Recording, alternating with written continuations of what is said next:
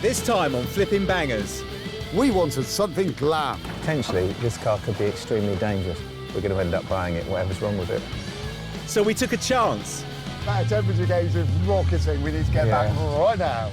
On the best looking. When I look at that car now, I can genuinely say it scares me. But cruelest. It's a real waste of time when you find out that what you've done hasn't fixed the problem. Most frustrating. Motor we could find. It's not coming off, Gus. Still not coming off. I'm Gus Gregory. And I'm Will Trickett. Together, we're risking everything to follow a dream. It's something I've wanted to do for a long, long time. We've packed in our day jobs And invested our own hard-earned cash. as we try to make a living in the cutthroat world of second-hand cars. It's all in the chase. You've got to buy well, you've got to sell well. Why would anybody buy this car? We've got a goal. We want to double our money. If we put 500 quid in, we need to see £1,000 back. We're targeting the very bottom of the market. We buy cars that nobody else wants. Can we keep our business afloat? Flipping Bangers? It needs so much work doing to it. 1 year ago, we turned our backs on our regular jobs, rented this garage and attempted to carve out a new living by buying and selling cheap cars, and made enough money flipping bangers just to return. People dream of giving everything up, but we're doing it for real. And it's scary. We've raided our piggy banks again, and this time we have enough to spend £500 to £1,000 on each car. If we want to cover our costs and pay ourselves wages on top, we have no choice but to double our return on every pound we put in. Our workshop time must be fixed too, and runs to just 5 days per car. We've swapped a salary and a wage, possibly for nothing. The workshop is hungry for fresh, rusty metal. What shall we get? We've learnt that rare cars can sometimes be tough. So this time we keep it mainstream and see what a few hundred quid will buy us. I reckon we need to look for something sporty and flash and relatively modern. That's what you're looking for? Yeah, I'm going to try typing that in. And it's come up with a whole ream of things. Now I'm lost already. What do you reckon, Gus? I'm just thinking of price range. So I think that SLK? Oh, right, OK. Yeah, don't really fill me with that much interest. No, me neither. Those early 1800s. Yeah, we want something which is really sort of trusted. Something that's going to sell easily, something popular. Like a Porsche, Boxster. You'd get a Boxster. I bet we'd get a Boxster. No? Too many of those. Yeah, no, surely there's something Yeah, else. I could do a Boxster. Good cars. They're Oh, not TT. nice. The first generation. Audi. Hot, four-wheel drive. Yeah, they were cool. Really cool. There are thousands of TTs out there, but they have too many zeros in the price. Something that we've never tried before is to call up auction ads that have ended with no sale. It might throw up a troubled TT that no one else wants. The next day, we have a lead. So we're going to see Ollie. Ollie lives in Milton Keynes, Brilliant. which is the throbbing heart of the British motor racing industry. It certainly is. Certainly a good part of it, eh? Yeah, and he's selling his dad's car, and is apparently been sitting around for a bit because he bought it to sell it and then didn't sell it. OK. And then I think it's sat around a bit more. Yeah. And the price has gone from, Yeah. potentially worrying. The price has gone from £1,500 to £1,000.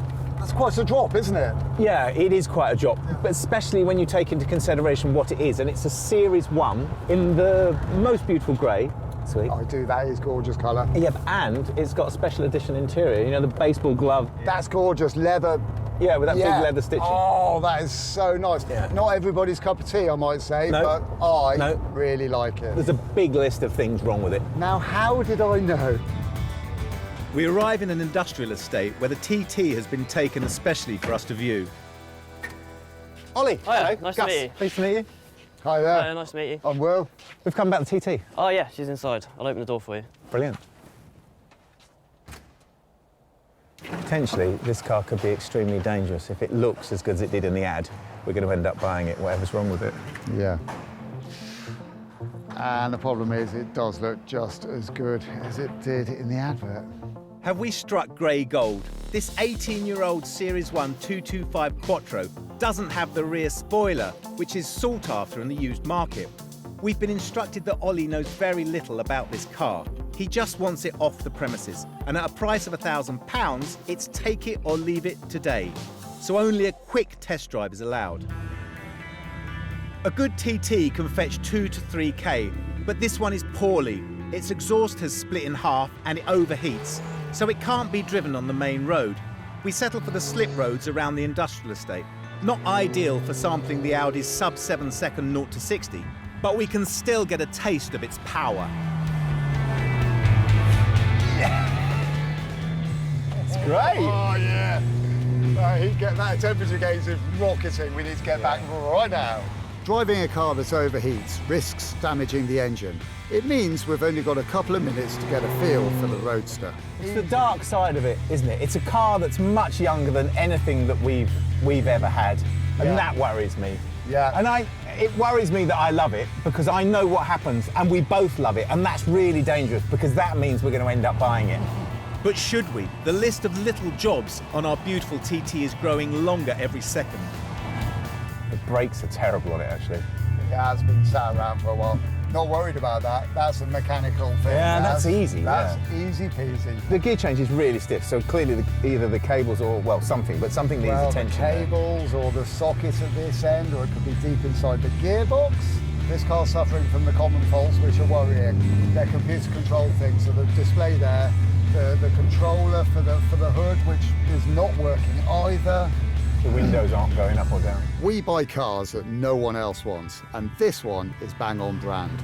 It seems to have every single TT fault the car is known for.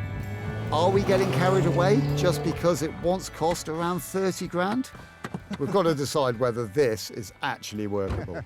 You know what? Despite how fabulous that interior is, the car feels like it hasn't been loved. The ABS lights flashing, it's just, it just doesn't feel good. And how much does he want for it? And he wants £1,000 for it now. Yeah. There's just no way that we're going to make any money out of. By the time we've done the exhaust, no way. The only way we're going to get this one is if we really screw him down on price. Well, let's talk to him. It's all about how much we can get it for, isn't it? It is.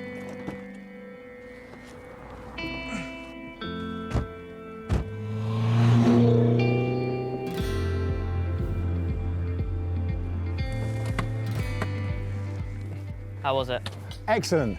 We love it, but it's full of flaws. Isn't it? You should have seen him trying to drive it with that gear stick. It's really stiff. It doesn't spring back either, but there's a lot of things we need to do to it, isn't there? Don't worry, yeah, I mean, it has got problems. You've got to be sure about this. Look, the windows don't go down, the hood doesn't go down, and worst of all, that temperature gauge definitely doesn't go down. And, you know, to make it good for us, we need the price to go down. The issues that there are realistically, £700 is as much as we can pay.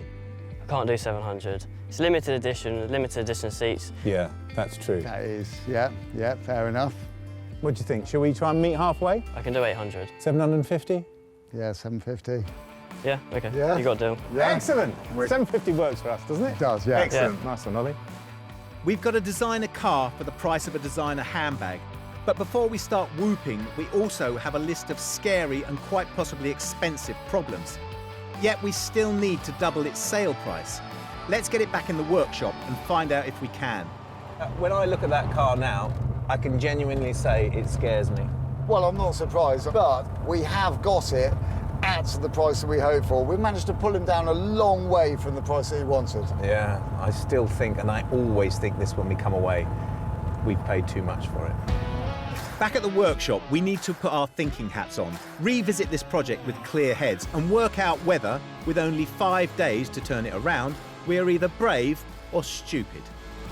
Hello, early bird. Good morning. You all right?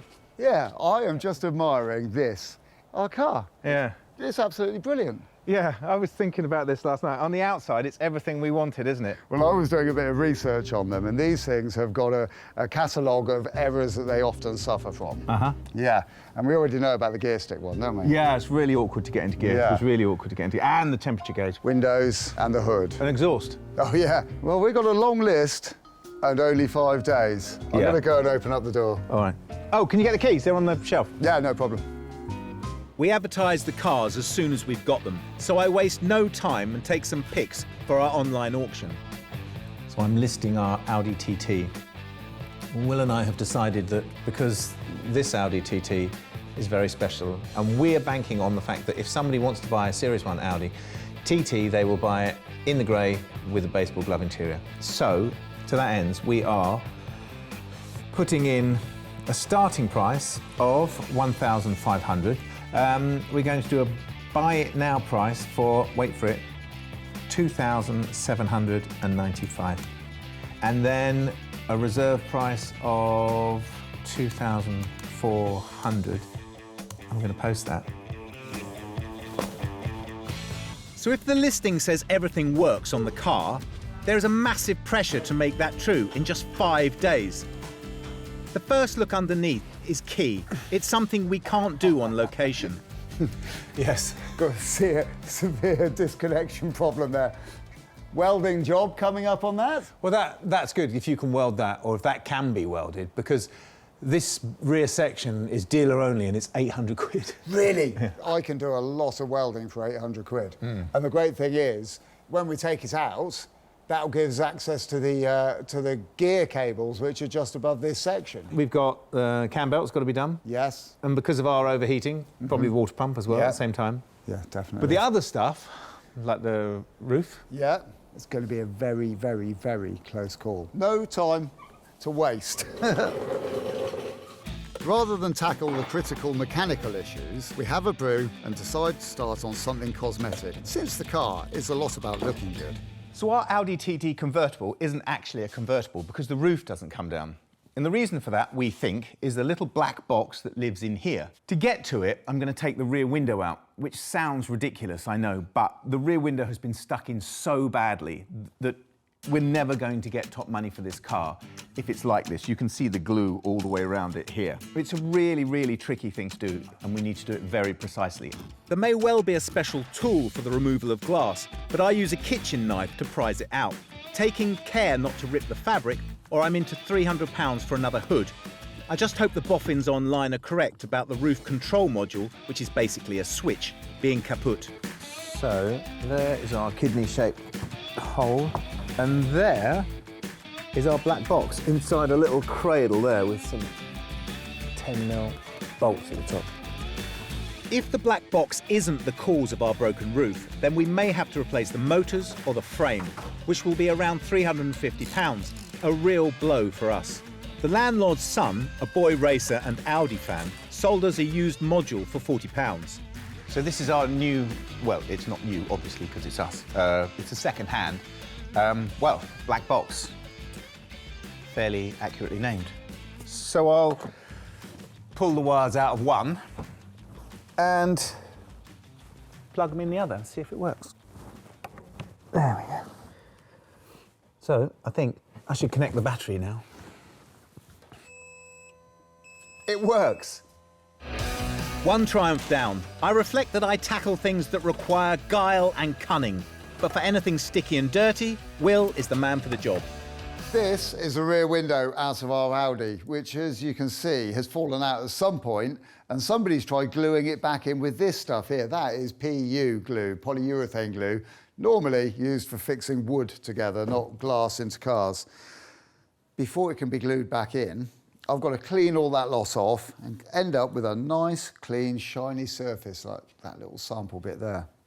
I'm going to use this scraper for that because it's a nice, clean surface. It just scrapes away beautifully, look.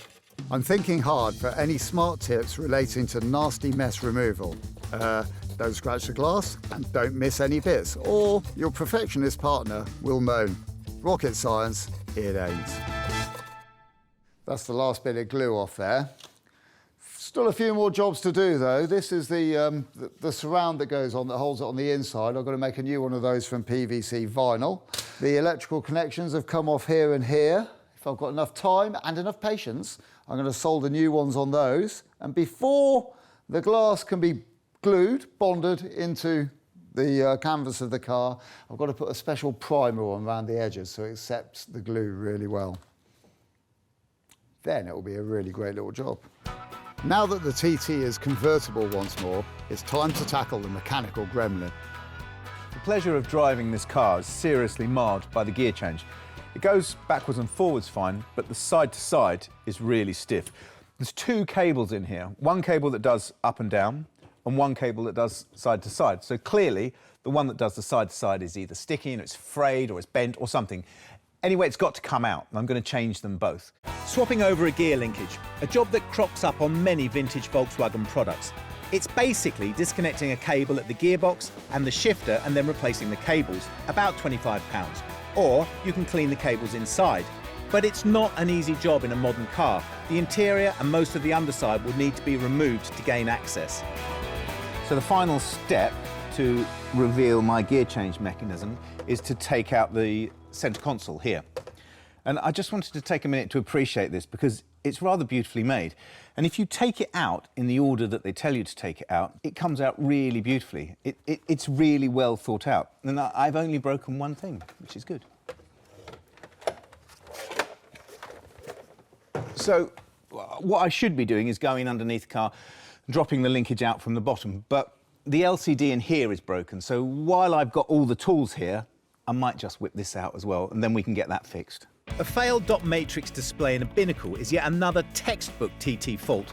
Many owners don't bother fixing it as a main dealer would charge £600 for the job. I'll see what can be done later. Now I need to get underneath the car to carry on with the linkage. The next step in getting to the gear linkage is taking the exhaust pipe off. Well, we know that this exhaust pipe's had it, so it's got to come off anyway. But like all exhaust fixings, they're a nightmare to get off because they've been heated and cooled and heated and cooled. And I suspect... Oh, I suspect they're going to break, but no, not broken. As usual, just removing the exhaust is a series of minor battles, but little by little I make progress.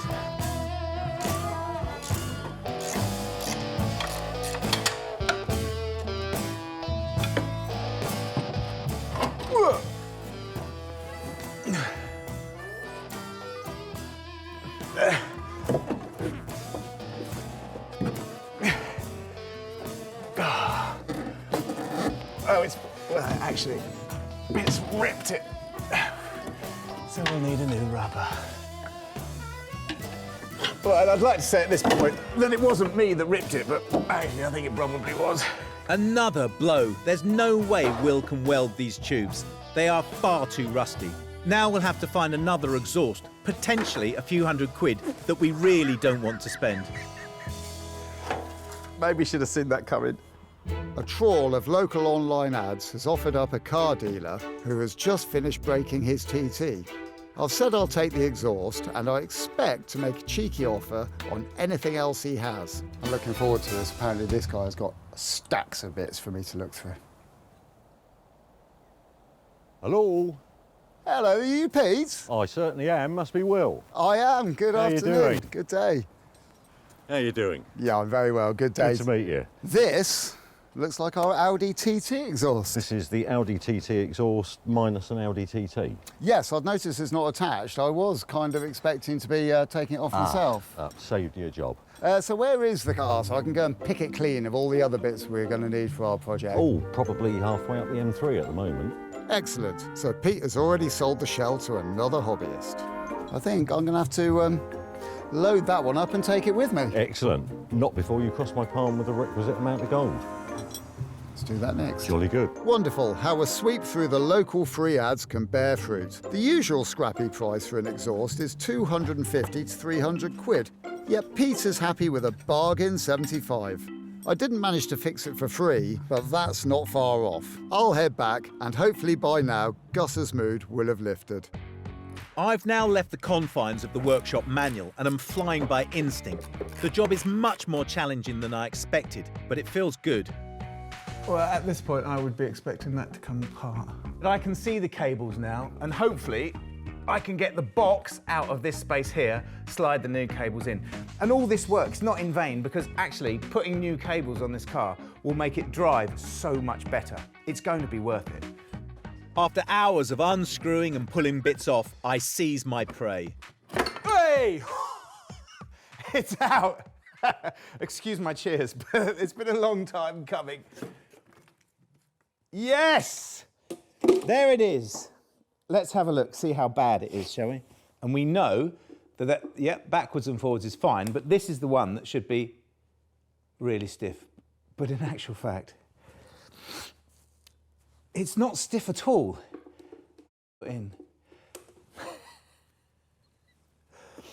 Which means I have possibly just spent a whole day taking this car apart for no reason whatsoever. A scream from the other end of the workshop means that the day must finish with a trip to the pub. We've taken long steps forwards, but we've wasted large chunks of our valuable workshop time.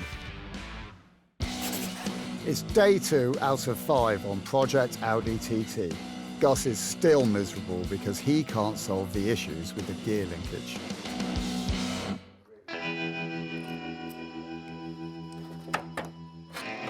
Yes, I'm still short on smiles. 1, I don't know why the linkage is poor. And 2, I have to carefully rebuild all the bits that took me a day to remove. Oh, when you've only got 5 days to fix a car, spending a whole day ripping out the interior, taking out all the underneath and the prop shaft and the exhaust pipe, it's a real waste of time when you find out that what you've done hasn't fixed the problem.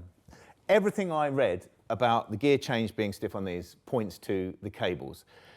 But in actual fact, and I feel a complete idiot now, but in actual fact, when I took the cables off this end and lifted this, you can feel that it's stiff. It's exactly the same resistance as you get on the gearbox. I should have put 2 and 2 together. But what this does is it opens up a whole new can of worms because I've got to get this pin out of here. And to do that, ideally, I want to take this all off and put it on the bench. But this shaft in here goes all the way through the gearbox, and it's got pins and forks in there that select gears. So I don't want to move that. I don't want to touch that. I don't want anything to touch that. So I'm going to see if I can take this off. Oh! You really don't want to disturb that shaft. That's the key. Because, now that is scary. I'm just going to fill that up with rags so nothing falls in there. A visit to the vise is the next step for the gear selector. So this is the cause of all my problems. This little pin in here is clearly seized. That's coming out really easily. Oh, there we go, it's out. But you can see on here, all the lubricant inside here has solidified and is sticky. So I think maybe if I just clean it up, put it back in and see what it feels like. Just adding a little lubricant, no replacement parts. That's the only remedy I need for the offending pin. Look at this. So 10 minutes of mild cleaning and I've completely cured the gear change on our Audi TT. So our 225 horsepower Series 1 Audi TT with its awful gear change is now transformed. 3, 4, 5. And with Uncle Will's new exhaust, we can right another of the TT's multiple wrongs. You know what? I'm happy with that. Yeah. Nice, huh? Yeah, nice and secure. Our fixed exhaust and linkage have brought positivity to the workshop. Everything is suddenly working in harmony, and Uncle Will is building a bracket to hold the glass while it bombs. Made my brackets. I need to attach the brackets to the glass, which I can't weld them on, can I, or bolt them on. So I've got these lumps of wood, sticking them on.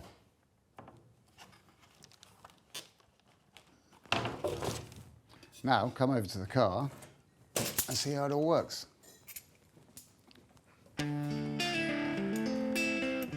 Everything is cleaned and ready, and this is the moment of truth. Will the brackets work? Will the gluing job work? If you have a headache like this, a professional fitter will be an 80 quid call out, because I'm going to be putting glue all over this lot.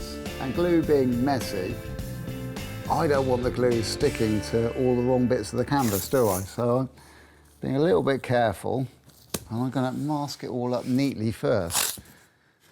Fancy glue for sticking canvas and glass together, and it's got a habit of being really, really messy.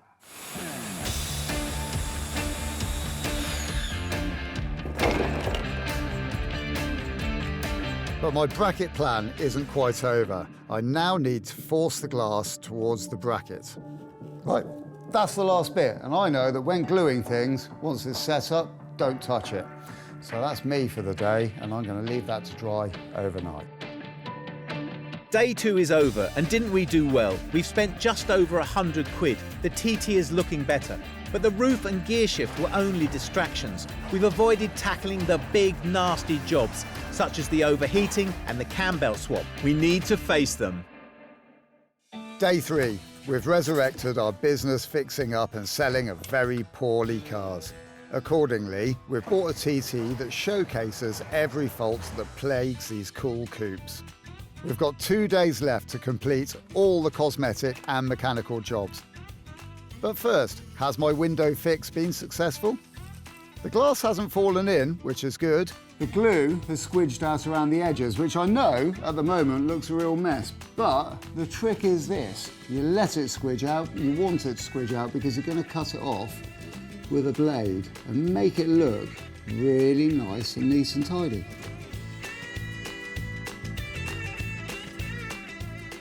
That looks like a done job. Brackets off on the inside and that's ready to go. We're doing the thing that all warriors do before battle. And the battle of the day is swapping over the cam belt in an engine that's packed in tight. I'm secretly hoping it's Will's turn to drown in frustration. This is first generation plastic covers, isn't it? It is, yeah. I want to take that off and have a look what's under there. I bet it's not a nice old-fashioned looking engine. It's not going to be pretty, is it? Because it's cheaper to put a plastic cover on than it is to make it pretty. Oh, yeah. There's a multitude of sins. Yeah, I see where they're coming from with it. Just like the gear linkage, the issue with changing the cam belt is about access. The job is essential for a car that has been standing. If it fails, it shreds the engine. It's out. That's out and that's off. The fuse box is off also, which is great. That just clips onto there. Right, now, if my plan is correct, bearing in mind my plan is different to my actual knowledge, this cover should be coming off now and I should be able to see the cam belts. Oh, God, that's tight. Well, it's loose and rattles around, but... Oh, good. Sounds like it should come out. It won't actually come out. It's like we're 6 weeks in and we still haven't seen the cam belt. It's not coming off, Gus. Still not coming off. The guideline number of hours for this job is around 6 to 8. We thought it wouldn't apply to us because we're nice guys, but we were wrong. We've already done 5. Look, it comes from there to there and stops. Yeah, so it's hitting that, it's hitting that. There's a multitude of things down there. I mean, there are literally 700 things for it to catch on. Aha. Once you start taking big lumps out of these, they become less scary, don't they? Because you see, like, clearly there's a gearbox, there's the gear change mechanism. Do you know what I mean? Yeah, I know what you mean, but I haven't got the first bit off yet. My without reading the instructions approach isn't working, so I think I'm going to remove the cooling system to gain access to the other engine belts, which hide the cam belt, and then try another route into the engine bay. Now, I can't actually see what I'm aiming for, but I guess that there's a fixing up in here. And if that 10mm socket feels like it's doing something, yes. Oh, lovely. I think I've got the invisible fixing. Hey, that's a genuine big celebration. And I can see all the other bits I need to get to. I tell you, this is not an easy, straightforward job. Up and down goes the TT. I need to pull off an engine mount, so I support the engine on a jack while I unscrew it. It's a move in the right direction, but there are still dozens of bits to remove, and each should be catalogued, photographed and stored carefully, and primed to go back in the right slot. Ow! Ooh. Yes! That was a nightmare. But, with any luck... Oh, yes. Oh, come on, please.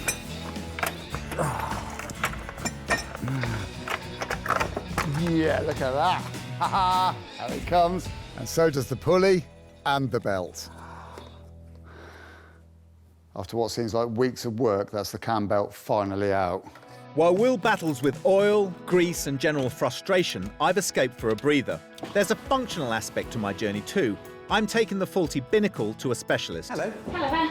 I've got a rather sick LCD cluster for a TT. Yes, is it in for the LCD display? That's exactly what it is. Yeah, and I know that people would probably normally drop them off, but I'm really interested to see the process. Yeah, I'm sure that's no problem. Do you want to come through and meet Richard? Can I? Yes. Brilliant. I absolutely respect small, smart companies that are making inexpensive fixes possible for thousands of motorists. And anyway, it's a job we can't do ourselves. So already this is proper tech, well beyond my learning. So that's our LCD, clearly. yeah, That's just how they are. that's how they are, yeah. It's totally unreadable. Yeah. These binnacles and close relatives are used in multiple VW Group models and come apart quickly. I'm removing the front board from the back board now. Uh-huh.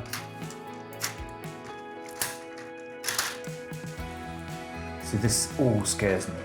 It's incredibly scary. And there we have the screen. There it is. The main job is to vacuum up the old solder connections so we can get the broken screen off. So this is your broken screen. Wow, thank you. A new screen is attached and soldered into place. There you go. Look at that. That is amazing. Very, very precise. Then the binnacle is rebuilt, all working. £99 for this is a bargain, I think. The whole process has taken around half an hour of skilled work. It's that click, isn't it? Yeah. Everything there. They click that home. click. No hammers, no spanners, No. no shouting. Clean hands. Excellent. From a pair of clean hands to the dirtiest in the business. Back at the workshop, Will is preparing for battle. I'm about to put the new cam belt on.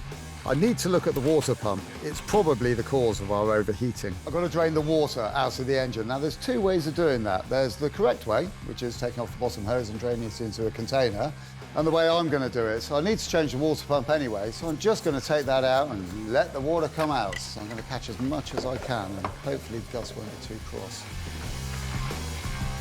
Our engine's been overheating, and it's very, very, very easy to see why. This is the impeller off the water pump. Those two bits should fit together like that.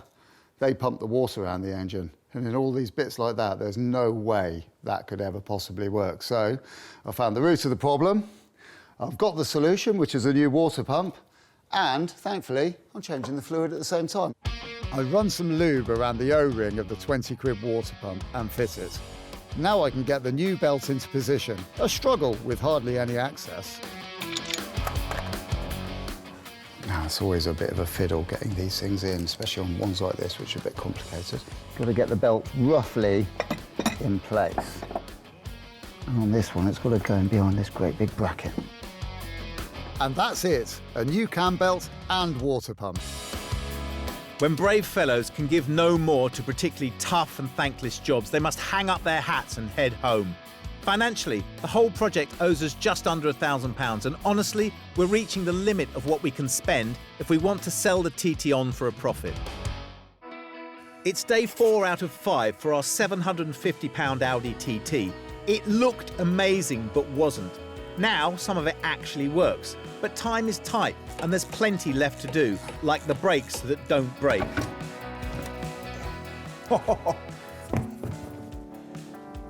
That's really bad. You can see all the way around the edge there how worn this disc is. It feels like it's worse on the back. There's quite a lot of rust on it. The discs need to be swapped over, which will cost only £40 if we're OK with aftermarket gear, which we are. But getting the discs out is going to be tough. They're rusted into the caliper. I'm just pushing the piston back in the caliper, and I've got a screwdriver in it because I'm replacing these discs. It doesn't matter if I mark them, so I'm pushing them right in so it just slides straight out. You'd be surprised how many issues are caused by dust and grime. So a clean of all 4 brakes and internals is the next job. So I've cleaned all this up, ready for the disc to go back on and the caliper to go back on with the new pads in it. But first, I've got to change this ABS sensor because we've been told that it's faulty. So this creates a magnetic field which is broken and completed by the holes and in this disc here, thus sensing the speed of the wheel. I saw an ABS warning light on the test drive, so once the sensor is replaced, the error message will clear.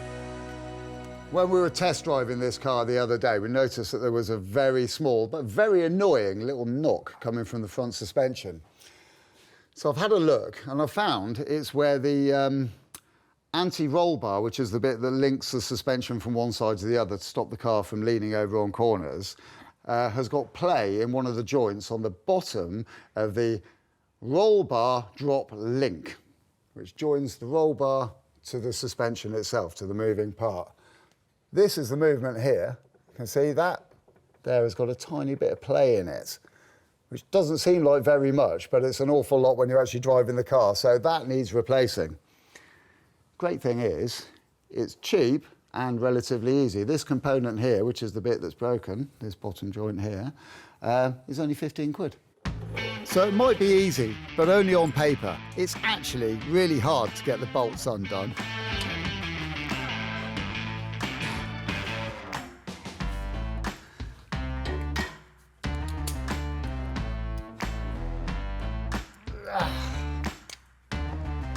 Before the new unit goes on, I dab a little copper slip on the joints to stop it seizing up with rust. Right, that's the nasty knock on the suspension sorted. Quickly, easily, and for not very much money. It feels good to be finalising the smaller jobs and getting the car to perfection as promised in the auction. But will the car sell? It looks like the sunny weather has got people in the spirits for buying an open-top sports car, which is really good news. And we've actually got some bids. Not quite up to our reserve price, but it's a step in the right direction. Day 4's done. Our total spend, including the car, is around £1,000, which is great, even though academic. No one has offered to buy it.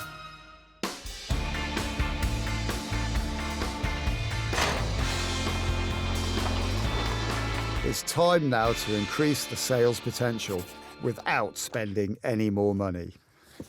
Our little car is 18 years old, and to be honest, it's got away with it. It doesn't look too bad.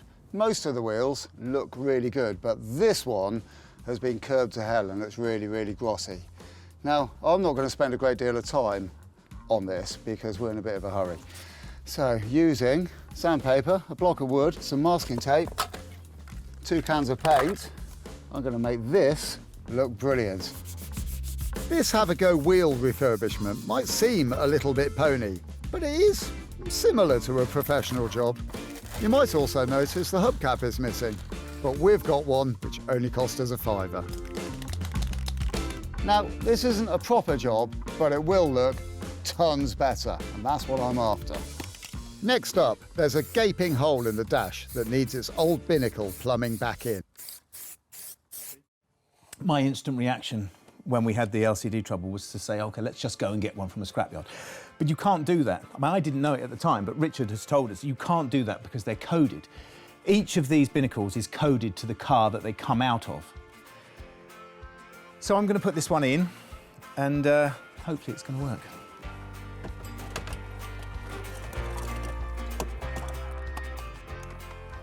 Right, moment of truth. So when you turn the key on, turn the ignition on after you've put your binnacle in, you're going to have a nasty surprise because the key light is going to flash and you won't be able to turn the engine over. But that's because during the process of fixing these and taking them apart, the key and the binnacle have unsynced. Apparently, if you take them out for any amount of time, that happens. So what you have to do is you have to turn the ignition on and leave it on with the light flashing for 10 minutes, and it gives them time to resync. So let's see if that's the case.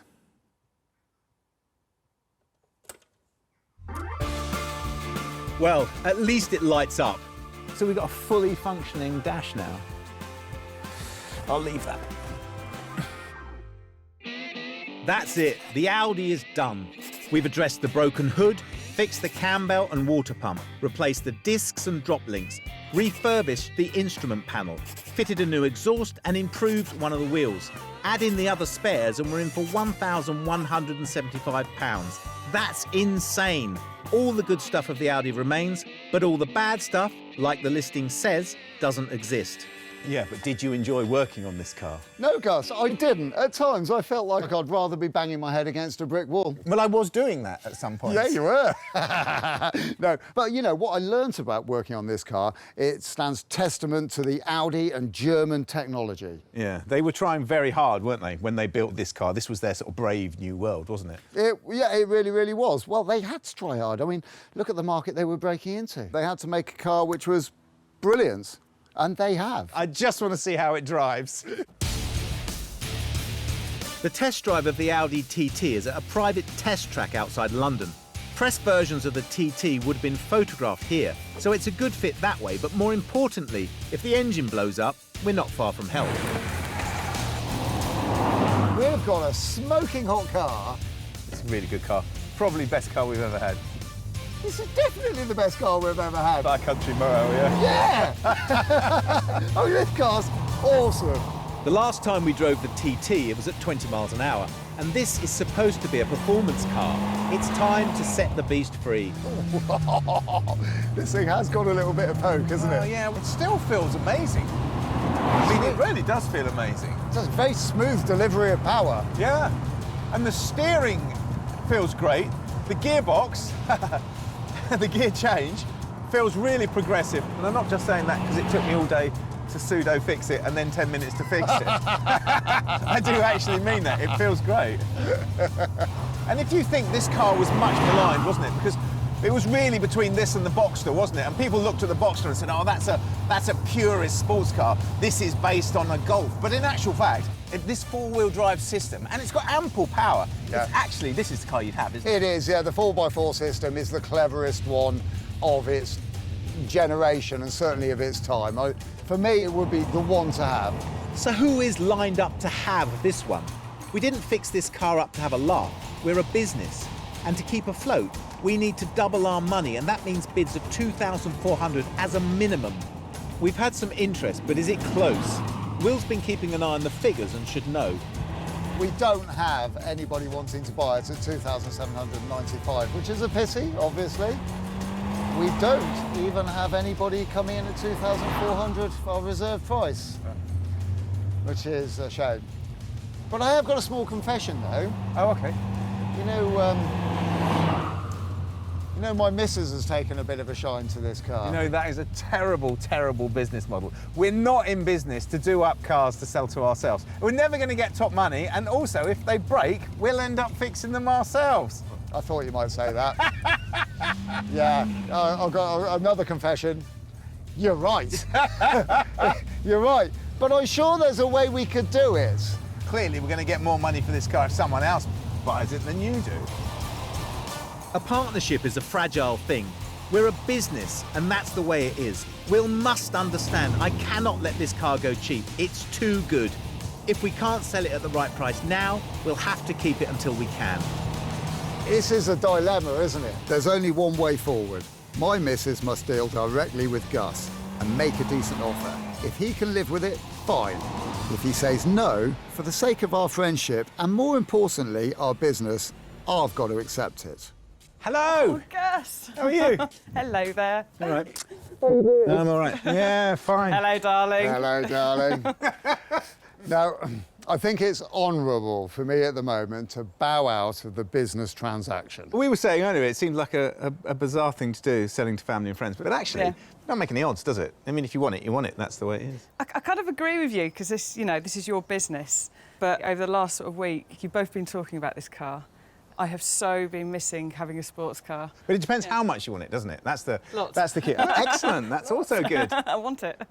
You're going to talk price, aren't you? I know what you're going to do. That's where we were going. This is an honest car with few with blemishes. a few little scratches, kind of hidden Yeah. here and there. But honest is our thing. We haven't tried to cover them No, up. and I really like that. But under this, it's an oldish car, but under that, you've still got, an iconic Mark 1, you've got the Quattro, it's, the big engine. Yeah, so I'd offer you the 2,400 reserve. Well, I think we'd bite your arm off for that. Yes. Your car, madam. Thank you, guys. In the passenger seat. That was easy. Brilliant. Thank you, guys.